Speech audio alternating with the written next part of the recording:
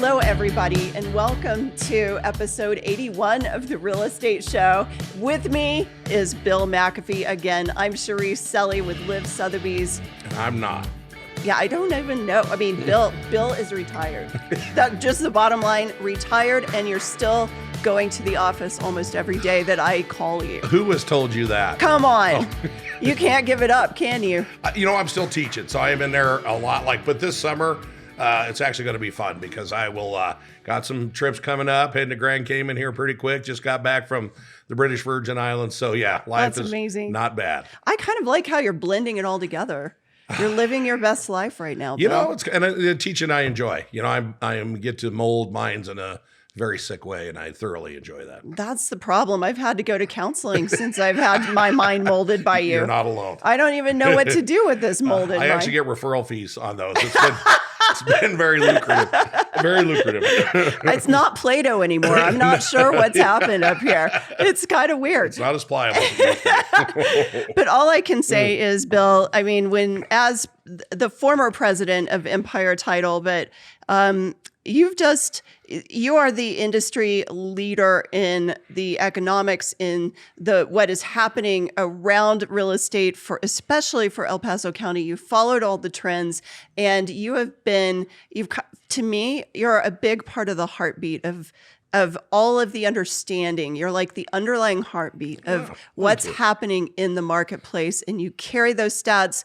And it's not that you just have the numbers. I love how you associate it with things that are meaningful. Right. And you bring life to that. You bring life to numbers, and you bring people into a place where they're not intimidated by numbers. Right. And I thank you, because I don't care if somebody's buying their first home or it is their $8 million luxury home. Right. It's good to stay informed. Absolutely. And I mean, there's all of these national things happening, and all of these things that are beyond any of our control happening. Right. And then there's what's happening on this hyper localistic level. Right. And I don't even know if that's a word. Hyper is, because I am that. I thought you were an introvert, Bill. Yeah, you lied to me. I really am. Sorry, I lie a lot too. Go to your corner. That's another thing we've established. I need your wife, Ronnie. Hurry, help me. Yeah, she's at home rearranging the furniture, so when I come in late, I fall down. All right. Well, how about this? Before the furniture is rearranged, can you reorient us to what happened in 23? Absolutely. As far as, give us a summary. Yep. And this is for El Paso County, everybody. Yep, this is not for El Paso. Just Colorado Springs. Absolutely. Okay. And I pull this out of our MLS, which is basically 90% El Paso, 10% Teller. Okay. A little bit of Douglas in there, but not much. Okay. And so they know what I'm talking about when we do this. One of the things that I thought was interesting, comparing 22 to 23, we had those interest rates shoot up, and they shot up so faster than we've ever seen them, frankly, totally. Other than the 80s. And so it put the brakes on the real estate industry. Just when I run the numbers on a $500,000 home, back in December of 21, they were 3.5. They were 6.62 when I ran this last month. But that's still $1,000 a month difference in payments. Yeah. I rounded that up just a little, but not much. And so, when you think about it, that really does put a damper. And it knocked a lot of people, especially toward the lower end. Anymore, the lower end is 400. Right. It knocked a lot of those out of the market. And so a lot of people were saying that's going to cause the bottom to drop, and prices are just going to fall. Yep, that was the wisdom. I thought they would go some, because I thought when you don't have the demand that you will see prices drop. But what I hugely underestimated was that shortage of homes that were there. So even though rates went up, we had a hyper demand before that. We had demand. You put an offer in on Thursday and we have 35 offers by Sunday. You're back to the word hyper. I love hyper because you put that in me just now. All right. And so, and I still make fun. We all became drug addicts and alcoholics back then. Okay. Look, I mean, you didn't have to do anything. It's like, it was all fun. We're throwing cash out. This is great. And now we're back into sobering up and getting straight again. Because Bill, I swear, you have a lot of confessionals on this show. I really mean it. We were in the other day, and I was talking about, I had a huge class that we were talking. That's why I said, man, we got to get sober, because it's not that market anymore. And, it is only coffee in this cup. That's right. But I think the sellers and the buyers are also going through somewhat of a hangover. Oh, they are. Because they got used to, you put in the MLS on Thursday and have 35 offers. Exactly. They were used to having their property sell in 6 days. And it's 40 right now. Well, it depends. And it depends, yes, on the supply, because absolutely. I said in the last podcast episode, my experience with a $1.3 million offer that was a competing offer, and we were over 100 over that price, and we didn't get the home. We lost to a cash buyer, but we were the top. We were number 2 out of 6 offers. Right. And so there are bidding wars. It's just not happening on every property. No, and you know what, Sharice? I wish we had a camera here, but I know you do have a camera here. We do. Here, could you guys look at that? What I like, where you hit the nail on the head.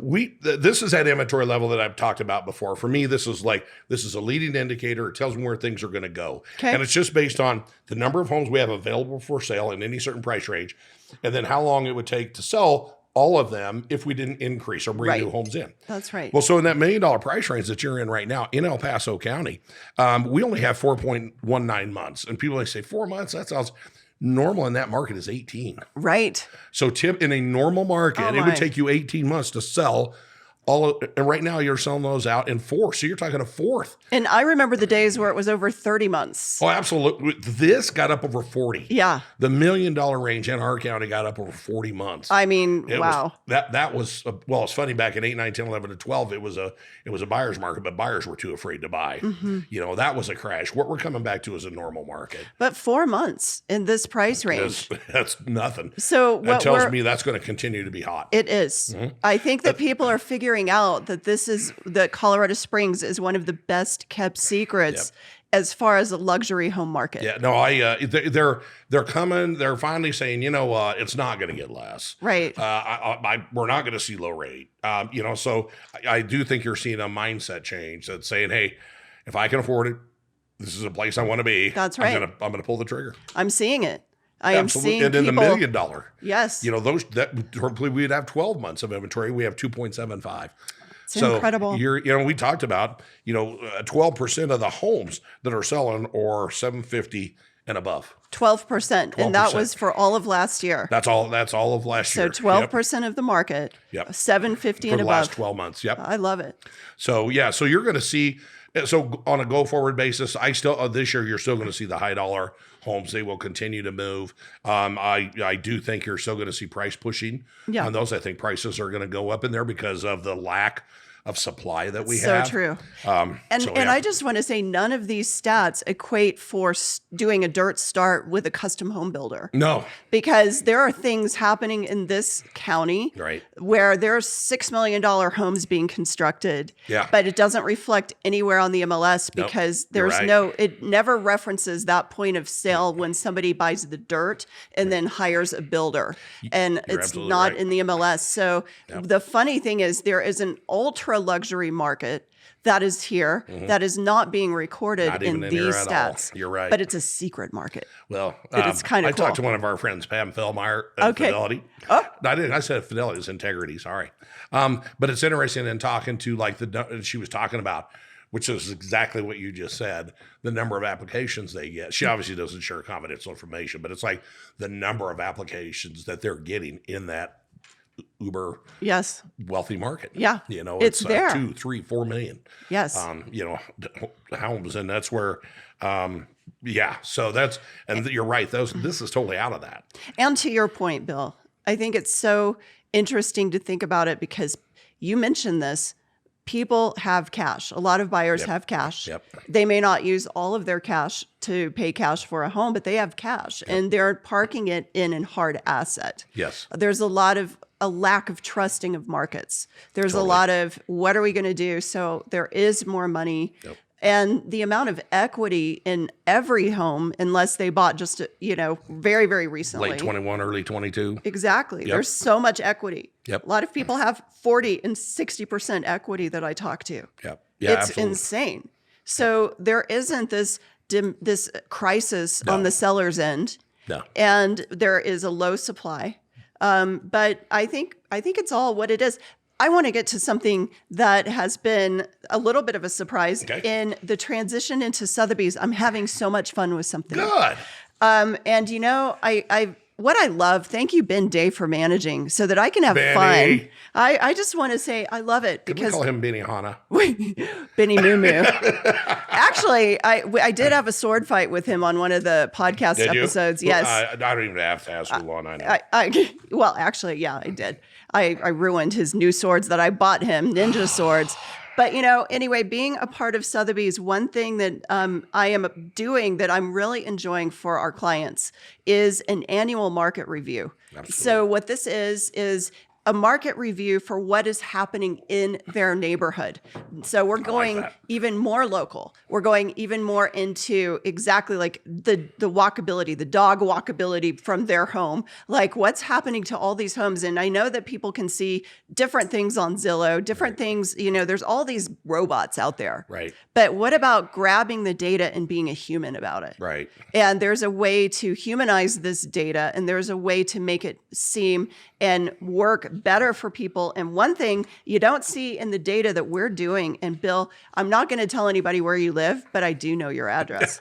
And one thing that's really cool that we don't— got in there and didn't get robbed? I didn't get I don't know what happened. I'm going to protect my house. And by the way, if you see somebody walking a dog in your neighborhood, that's Charisse measuring the dog walking ability. That's true. And I have to say, my husband looks like a Bernedoodle with his beard. So I just love dogs. You know, now that you say that, I totally get it. You see? Yeah. He's so fluffy. I love him. If he was here, I'd pat him right on the head. I'd go, good boy. So one thing we don't talk about that I want to talk about now, and this is really important, is the probability of selling. Right. So that's one conversation a lot of agents may not know to have with their clients. Absolutely. It's one conversation that we have, that I have. And I think it's value. There is a value proposition to knowing in your neighborhood, because you can hear things about the city. You can hear things about what's happening in El Paso County, what's happening right in your neighborhood, and what is the probability of selling. So one thing I want to share is any neighborhood report that has over a 50% probability of selling means it's a seller's market. Right. If it's under 50%, it's shifted more to a buyer's market. In most of these reports that we're generating for clients this year, I'm finding that it's still a seller's market in almost every neighborhood. What price ranges are you in on the ones you're doing? Every price range. Honestly, I would say most of them have been $750 and over, though. Gotcha. Okay. But we're doing some that are below that too, in the fives, and but most of them are probably $750, and they're all over the county. Right. And one thing that's really interesting, though, one of the probabilities here, this is for your neighborhood.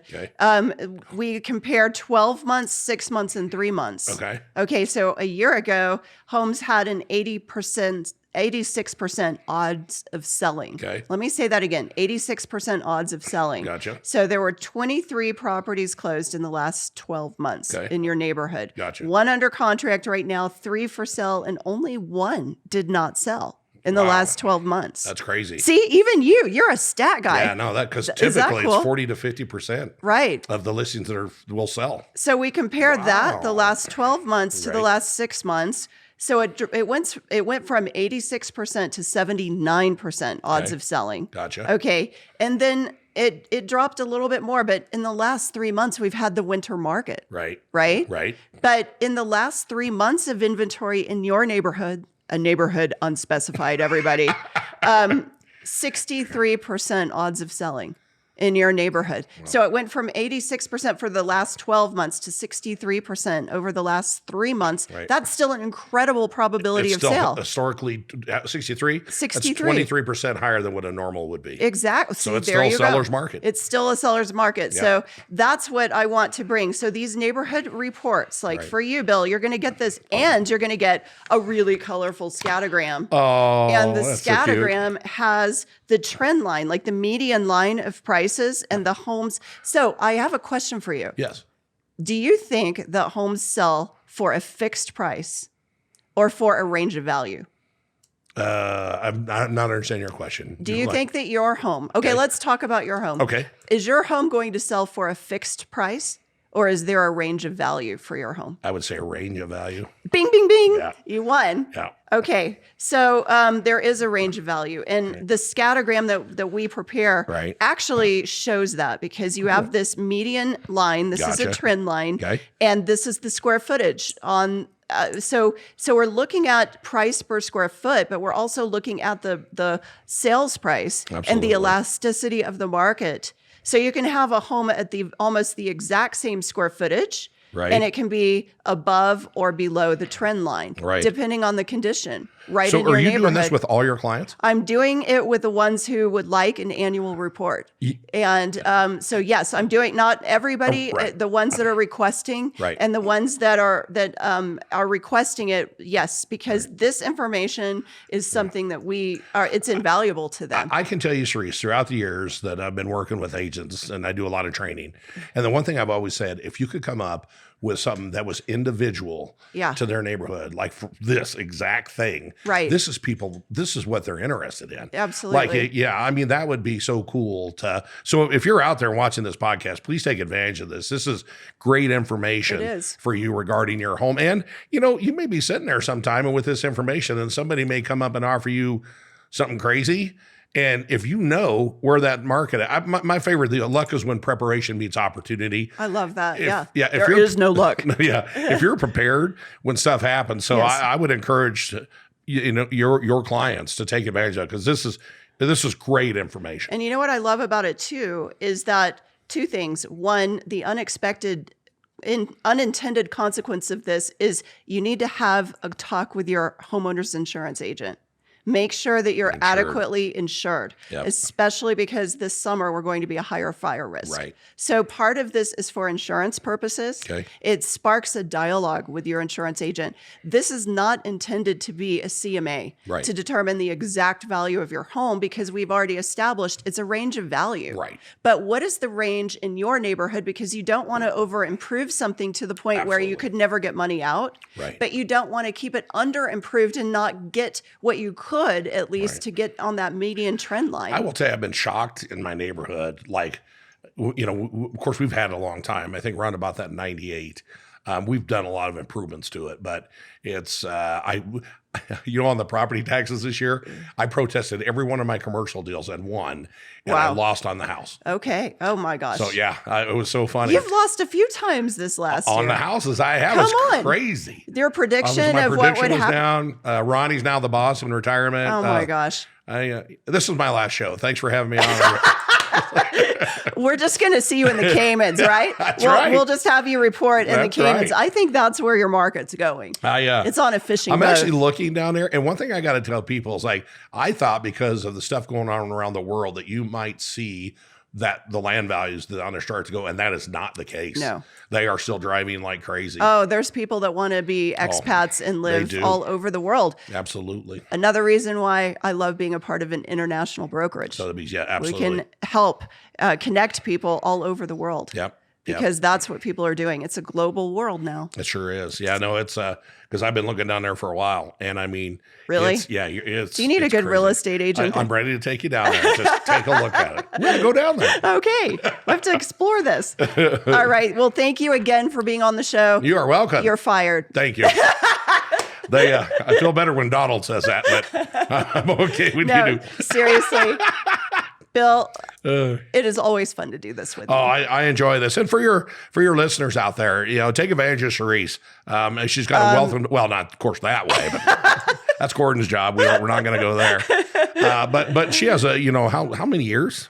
27. 27 years in real estate. Now, there's just no substitute for that. I mean, one of the things our country doesn't value anymore is experience. And I don't get it. It doesn't make sense. But that's where, if they have the opportunity to work with you, they absolutely should, because there's no substitute for that. You're sharp, you know what's going on, but you've been through the wars. Absolutely. And I would much rather have a general who's fought before than going into the first battle with them. Isn't that true? Yep, absolutely. Well, thank you, Bill. You're very welcome. Wonderful. Now I'm done. Wow. I'll never work in this town again. Well, we will catch you next time. All right, man. Irregardless of what happens to Bill, I will see you next time. Thank you. Perfect.